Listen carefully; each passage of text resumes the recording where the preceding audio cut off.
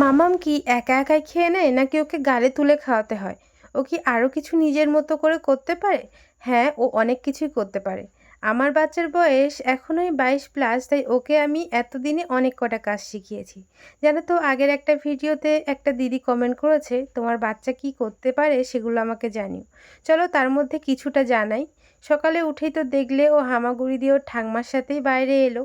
তারপরে ব্রাশ করে ও সকালে টিফিন করে নিয়েছিল ডালিয়া, ডিম সিদ্ধ, ফলের মধ্যে শসা আর একটা পেয়ারা। আজ বাবুর ডাক্তার দেখানোর দিন, তাই এসেছি ডাক্তার দেখাতে।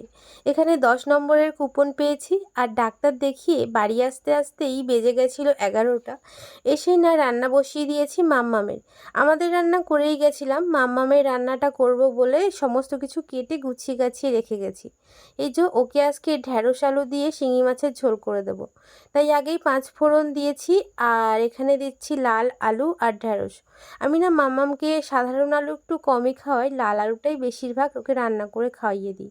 জানো তো, এতে না অনেকটাই ভালো উপকার পাওয়া যায়।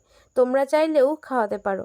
আর আমি ওর খাবারে সর্ষের তেল, বাটার আর একটু ঘি এই ইউজ করি প্রায় সময়। এখানে দেখো আমার সমস্ত কিছু ভালো করে কষানো হয়ে গেছিলো 5 ফোড়ন দিয়ে। তারপরে আমি একটু আদা জিরে দিয়ে ভালো করে তরকারিটা ফুটিয়ে নামিয়ে নিয়েছি। এখন মাম্মামকে খাবার দিয়ে দিয়েছি, আর দুপুরের খাবারে আমাদের খাবার থেকে একটু দিয়েছি ভাজা। আর জানো তো, ও প্রথম প্রথম ভালোই খায়, মানে ভাত দেওয়ার সঙ্গে সঙ্গে বেশ কয়েক গাল একা একা খায়। তারপরে ও খেলা করতে থাকে, তখন আমি যদি ওকে মাখিয়ে দিই তাহলে ও সমস্তটা খেয়ে নেয়।